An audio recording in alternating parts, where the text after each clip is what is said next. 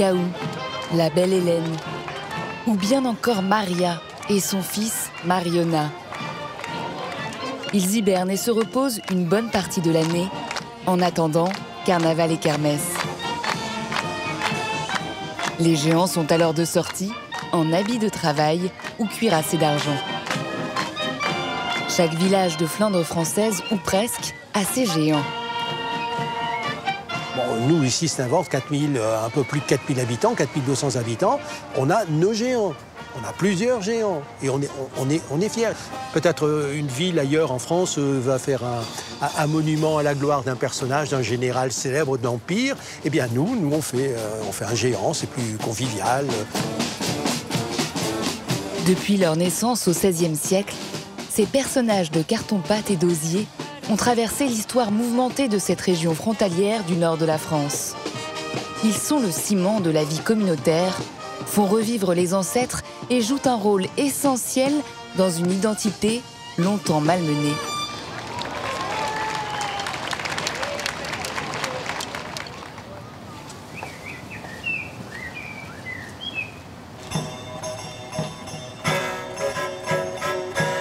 C'est à Douai que le plus ancien géant répertorié dans le nord de la France est né.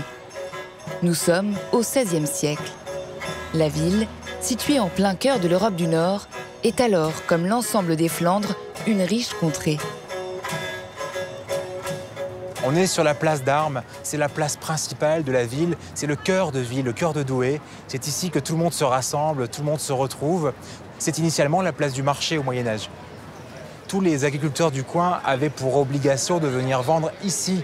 Et ensuite, on a aussi vendu le drap et le tissu. La richesse de Douai, c'est avant tout d'être une ville drapière, comme toutes les grandes villes flamandes. Ces villes argentées deviennent puissantes et s'émancipent de la tutelle seigneuriale. Elles font ériger d'immenses beffrois pour manifester sur l'espace urbain leur souveraineté politique.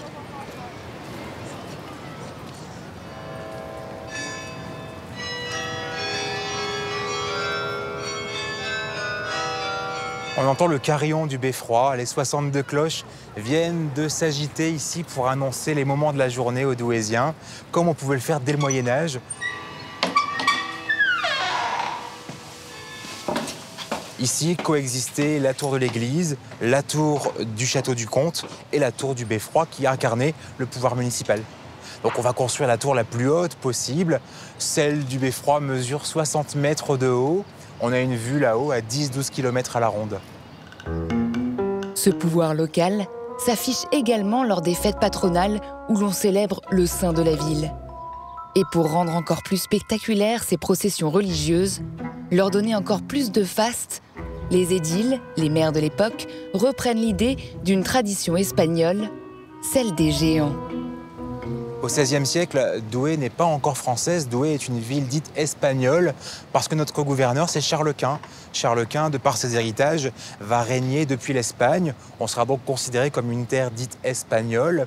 Et dès le XVIe siècle, Charles Quint va venir ici inonder le territoire de divertissement. C'est à lui qu'on doit notamment la tradition des géants dans le nord de la France. Malgré une défiance envers les Espagnols, les processions religieuses avec des géants plaisent et font partie des rares traditions adoptées. C'est à cette époque que le géant de Douai est né et il a survécu. Il attend sa sortie annuelle dans un hangar du centre de la ville. Je vous présente Monsieur Gaillan, Monsieur Géant pourrait-on dire, parce que Gaillan en langue picarde, ça veut dire géant. C'est un privilège de le voir d'aussi près, c'est un privilège de le voir hors période de fête, vraiment en face à face, et oui, il est très déstabilisant. Quand on regarde Monsieur Gaillan, on pense tous à quelqu'un de notre famille, à quelqu'un qui nous relie, à cette histoire, à notre patrimoine, à notre héritage. Ah, si ma mère voyait cette image-là, elle pourrait pleurer. Mon grand-père a porté Gaillan pendant de très très longues années. Il a eu ses médailles de la ville justement également. Et voilà, Monsieur Gaillan incarne véritablement cet esprit de famille. S'il a les yeux, dit-on, de mon grand-père, ce qu'on raconte toujours quand il nous regarde, c'est mon grand-père qu'on voit évidemment. Des souvenirs d'autant plus précieux que Monsieur Gaillan a failli disparaître à jamais. Au XVIIe siècle, la ville devient française avec Louis XIV. L'esprit des Lumières va s'emparer de la société. On veut plus trop de ces fêtes un peu archaïques, un peu anciennes. On va vouloir transformer, moderniser la société. Les géants ne sont plus les bienvenus dans nos sociétés. Dans nos divertissements, on va essayer de changer les choses. Encore moins tolérante, la Révolution élimine définitivement ces effigies en qui elle voit les symboles de l'Ancien Régime. Ainsi, un géant de la région, après avoir été coiffé d'un bonnet rouge, est purement et simplement décapité. Mais à Douai, comme ailleurs, le XIXe siècle offre un terreau favorable au retour des traditions anciennes. Nourri par la pensée romantique, à la recherche des origines de l'homme et de la société, le géant reprend du service.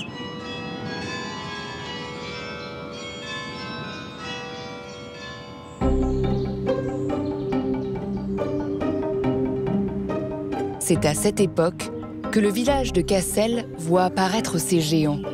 Posés sur un mont boisé, ils dominent toute la plaine de Flandre. Alors nous sommes une hauteur tellement démesurée, j'ose pas le dire, nous sommes à 176 mètres, mais il n'y a pas plus haut dans la Flandre. La plaine flamande est plutôt plate ou semi-plate, et tout d'un coup on voit toute cette chaîne de collines, ce qu'on appelle bien sûr la Cordillère des Flandres, et à son sommet, le mont Cassel. Donc c'est vraiment l'Everest des Flandres. À tel point que ses habitants se désignent eux-mêmes sous le nom de montagnards. Cette fibre identitaire s'est nourrie de l'existence de deux colosses nés au XIXe siècle, le couple de géants Reus Papa et Reus Maman, Reus signifiant géant en flamand. La légende raconte qu'ils sont les ancêtres du mont et de ses habitants. Dans les temps très très lointains, on va vous dire il y a qu'un siècle et demi environ, dans les glaces du Groenland, se trouvait toute une série de géants et qui n'arrêtaient pas de boire, de chanter et de faire la fête. Mais ils ont décidé quand même d'aller découvrir la Terre, on ne sait pas pourquoi. Ils ont pris des petites mottes de terre, ils sont arrivés ici. Grands amateurs de bière, hein, ces géants. Les deux grands géants, Reus Papa, Reus Maman, ce sont les parents de tous les géants au monde entier. Et Reus Maman était fatiguée. Ah, Reus Papa, je n'en peux plus, je suis trop fatigué. Oh, que c'est lourd, on s'arrête, on va laisser tomber notre motte de terre. Reus Papa et Reus Maman vont laisser tomber chacun leur petite montagne. Le mont Cassel est né, l'Everest des Flandres. Au XIXe siècle, les pouvoirs locaux plongent dans les archives, les contes de grand-mère au coin du feu, les anecdotes plus ou moins authentiques. La ville a besoin d'un symbole qui ancre les habitants dans un passé commun. Le géant devient le défenseur de la ville. Reus Papa et Reus Maman, les originaux, sont hébergés au musée de Flandre, au cœur de Cassel. Reus Papa est un grand guerrier, hein. C'est un guerrier romain évidemment. Reus Papa a fière allure. Il regarde vers le haut pour montrer, il ne va pas regarder les bas gens au ras du sol. On voit le soleil qui domine son monde comme un pendentif. On voit évidemment son épée, on sent que c'est un guerrier. Dorénavant, les géants ne sortent plus pour les fêtes des saints protecteurs. Ils basculent définitivement dans le profane, celui des carnavals et des fêtes populaires. Comme les habitants, ils subissent les deux guerres mondiales. Ils sont cachés quand ils ne sont pas brûlés. Jamais vaincus, les années 1970 les voient revenir en fanfare quand renaît la vie communautaire. Steenvoorde, village français frontalier de la Belgique, réunit tous les 4 ans, le temps d'un week-end, plus d'une cinquantaine de sympathiques géants. Le samedi, honneur aux femmes. Parmi elles, Dame Nature et son équipe très féminine. On n'a pas fermé les portes aux hommes ou on s'est pas dit bon, Dame Nature c'est une géante féminine donc ça va être que des filles. Mais c'est vrai que Dame Nature c'est une équipe de filles aux yeux de tout le monde et en vrai de vrai ça nous va bien. Hein. Un géant, systématiquement, on en prend toujours soin parce que c'est dans nos cœurs, ça a de la valeur, c'est une valeur inestimable. Il faut qu'elle soit incroyable, il faut toujours qu'elle soit sur 131 pour sortir, évidemment.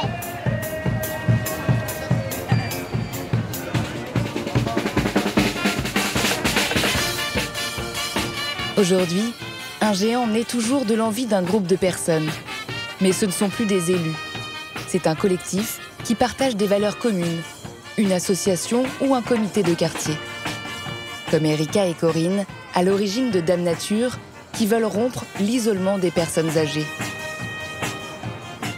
On a une grande aventure, c'est une grande famille. J'ai plein de gens autour là, qui sont là et c'est ma grande famille intergénérationnelle. On prend soin de l'autre et vraiment, je pense qu'on est dans ce truc-là, hein. Le don contre don. Donc voilà, je suis donnée à un moment donné, puis ils savent rendre. Donc c'est ça qui est chouette. Corinne et Erika poursuivent un autre combat, la défense de l'environnement. Prendre soin des gens et de la nature, la double casquette de leur géante. Bonjour messieurs, dames. Alors, on vous offre un petit message vert. En plus, celui-ci, c'est mamie qui l'a décidé. Les abeilles aiment les pissenlits. Ce sont des graines mellifères dedans. La prairie fleurie pour attirer les abeilles. Donc voilà, et on a un petit message dedans. C'est Dame Nature, porteuse de message vert.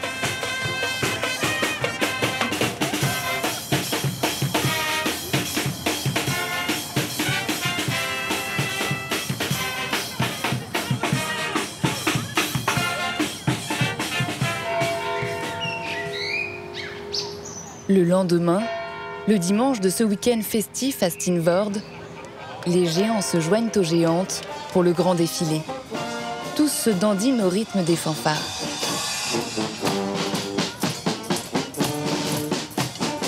Toutes les personnes qui ont gravité autour d'un géant quand ils étaient petits, ils ont participé à un cortège, à distribuer des programmes, ils étaient costumés, ils faisaient partie d'un groupe. Ce sont des souvenirs qui reviennent et on rencontre des amis. Moi, j'espère voir un copain avec qui j'ai fait de la musique il y a 50 ans.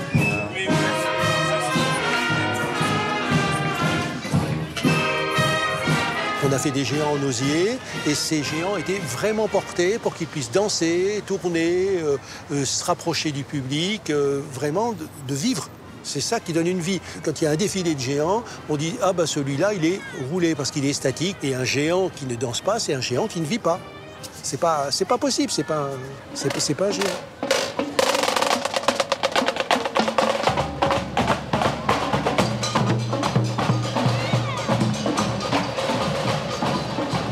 Ça fait 65-70 kilos à peu près. Et elle fait 4,20 m de haut. Et ça va après, il y a les années d'expérience aussi qui font ça, mais c'est donné à tout le monde, on va dire. Il faut juste aimer ce qu'on fait, c'est tout. Moi, je suis né dedans, on va dire. Puis tout bébé, quand j'étais dans le berceau, je vais dire, j'ai suivi. Donc c'est mon père qui était vice-président qui m'a donné la passion. J'ai l'émotion. Et voilà, je suis dedans depuis bébé, je veux dire. C'est faire plaisir aux gens, voir dans les yeux des enfants les yeux qui pétillent, quoi. Enfin, c'est un plaisir. En fait, il faut le vivre pour le croire, quoi. C'est ça, en fait. Il faut vraiment. C'est une passion, quoi. Vraiment, ça me fout des frissons à chaque fois, quoi. Vraiment, c'est ça.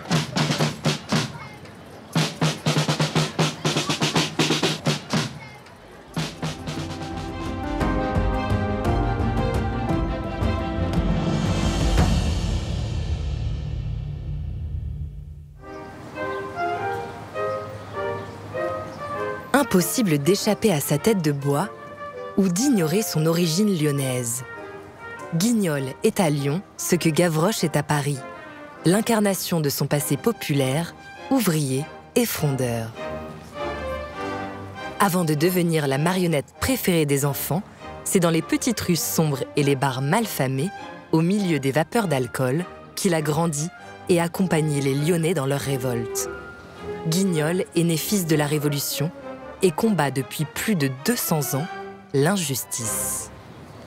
Hé, que c'est possible, tu voles tout ce que tu peux. Hein? Voler? Mais c'est dangereux. Et pour me faire attraper par les gendarmes?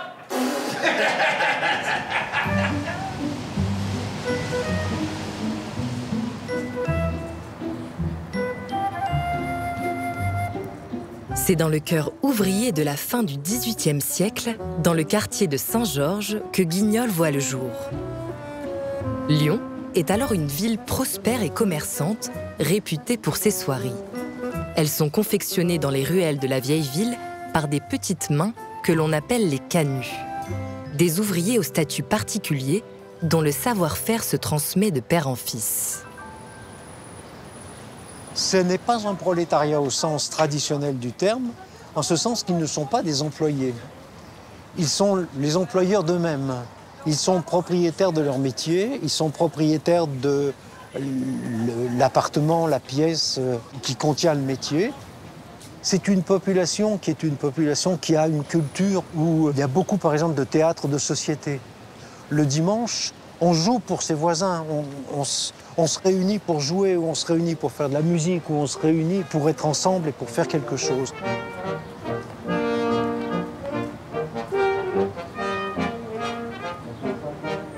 Ces tisserands, considérés comme les meilleurs du monde, se divertissent notamment des farces médiévales et des spectacles de la Commedia dell'arte, venus de l'Italie voisine qui influence particulièrement le Lyon de cette époque jusque dans son architecture.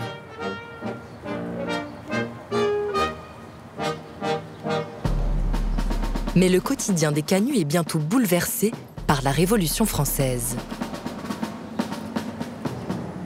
Après la Révolution, les commandes de la cour, les commandes des riches, tout le monde est en fuite, tout le monde est en cavale, on se planque dans tous les coins, et donc on n'est pas d'humeur à acheter des belles soieries pour recouvrir ses chaises et ses fauteuils. Donc après la Révolution, il y a un chômage énorme, et c'est de ce chômage que naîtra Guignol.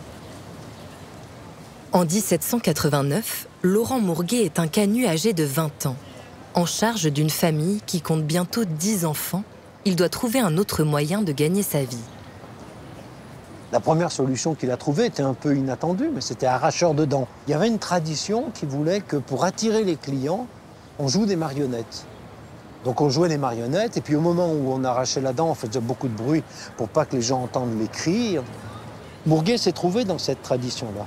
Et puis le temps a passé, la dentisterie l'a un peu fatigué, et en revanche, les marionnettes l'ont attrapé. Et il est resté accroché aux marionnettes.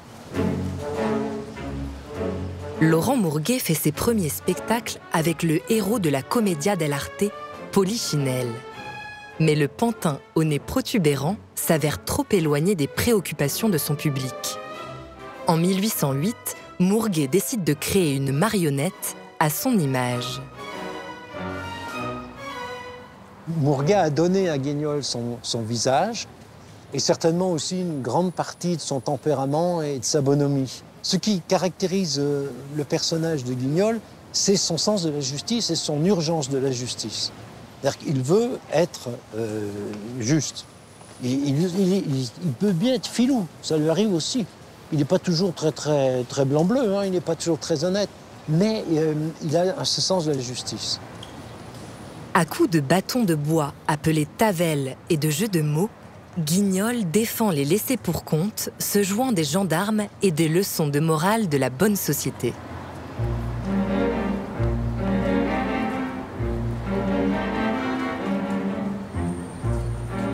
À quelques pas de la maison de Mourguet, où Guignol vit le jour, le musée Gadagne, imposant bâtiment Renaissance de la ville, conserve précieusement les traces de l'épopée de l'enfant du pays, un Gaune en lyonnais, et de ses acolytes.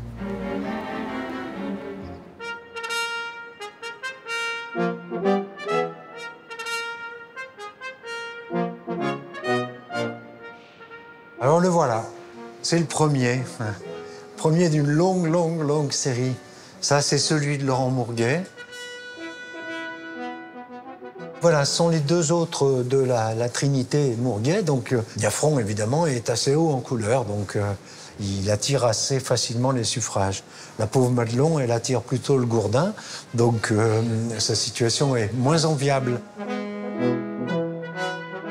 La clientèle populaire lyonnaise se reconnaît dans les personnages des trois compères et se délecte des petites scénettes souvent improvisées relatant les tracas du quotidien.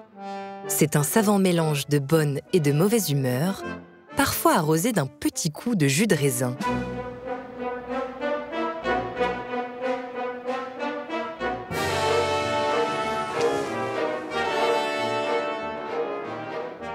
Guignol obtient un tel succès qu'il va se répandre partout dans Lyon.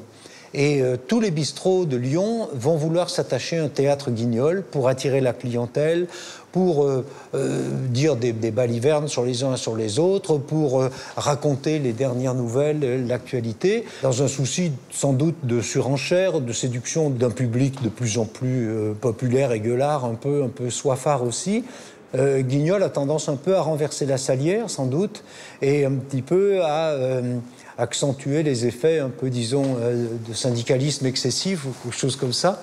Et donc, la police commence à s'inquiéter de cette situation. La marionnette accompagne les révoltes des canuts qui, dès 1831, revendiquent une meilleure rémunération. Tandis que l'arrivée des métiers à tisser de grande taille les contraint à déménager vers le quartier de la Croix-Rousse, de l'autre côté de la Saône.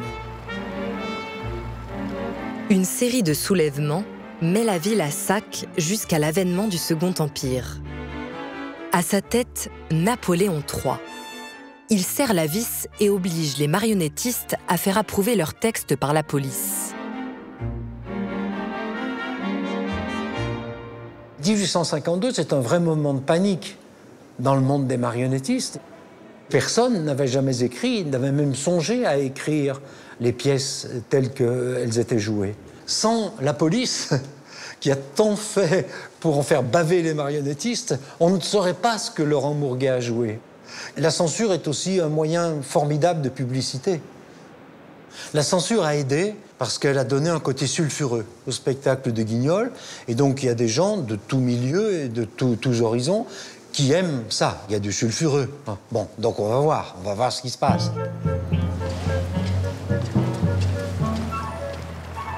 La marionnette ouvrière conquiert ainsi progressivement un public plus bourgeois.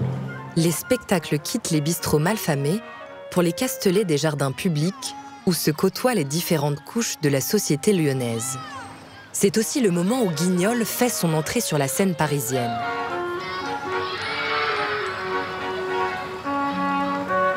Sa popularité grandissante exige une production plus importante de marionnettes.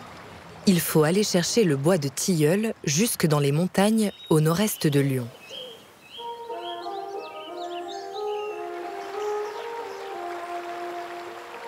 Saint-Claude est un petit village du Jura, réputé pour ses fabricants de pipes depuis le XVIIIe siècle. Aujourd'hui, la pipe est passée de mode, mais on y travaille toujours le bois. Damien Weiss est l'un des derniers sculpteurs de marionnettes à travailler dans la tradition de Mourguet.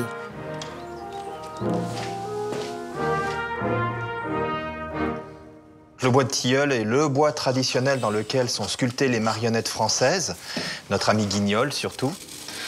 Ce n'est pas un bois qui est trop tendre et ce n'est pas un bois qui est trop cher. C'est un bois qui est très tolérant dans le sens où il accepte facilement la peinture sans avoir de réaction chimique. Et on entend ce son, comme ça, comme celui d'un luthier qui vient travailler un violon, un son légèrement creux. Ce qui est signe qu'il y a eu un bon affûtage. Donc là, j'attaque le sourire de Guignol. Au départ, Guignol ne souriait pas. Guignol, au départ, avait une tête assez frondeuse, assez sévère. Et au fur et à mesure de son évolution, Guignol, donc, du coup, est devenu un personnage extraordinairement souriant qui ouvre la porte aux féeries, à la rêverie, à tout ce qui est propre à l'imaginaire. À l'heure où la comtesse de Ségur divertit les enfants avec ses histoires et où le jouet devient un objet de commerce, Guignol se fait une place dans les chambres des petits Français de bonne famille. Ironie de l'histoire, son sens de la justice en fait une marionnette morale. Il va y avoir un début d'industrie de Guignol en tant qu'objet de fascination. Donc on quitte la marionnette en tant qu'objet de représentation théâtrale pour arriver déjà aux amorces du Guignol marionnette jouée qu'on connaît aujourd'hui.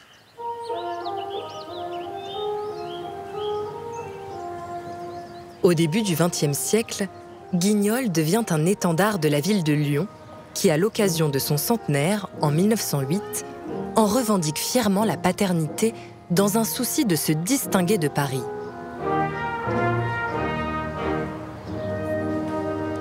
Si le spectacle de Guignol est désormais un incontournable de l'enfance, à Lyon, on s'attache à raviver l'impertinence de ce fils de Canut, chômeur.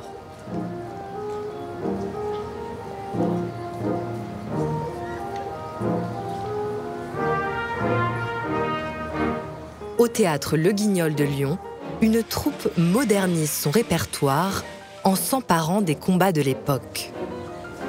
Oh, et comment qu'on fait pour devenir milliardaire? Ça me plairait bien, moi aussi. Oh, c'est simple. Et Guignol, si tu veux, je peux te donner quelques clients.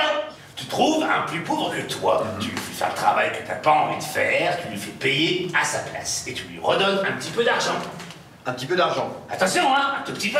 Ah, un tout petit peu. Oui, comme ça, le plus pauvre que toi croit qu'il a. Il y a le caractère de Madelon.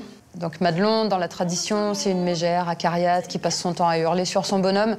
Alors, ça crée des rires, ça crée du gag aussi, hein, donc des fois on y va quand même.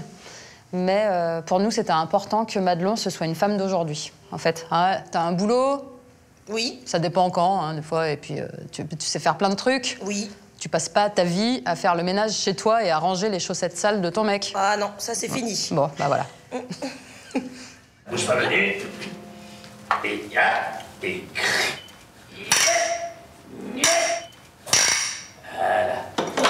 C'est cette chose-là qui nous plaît aussi dans Guignol.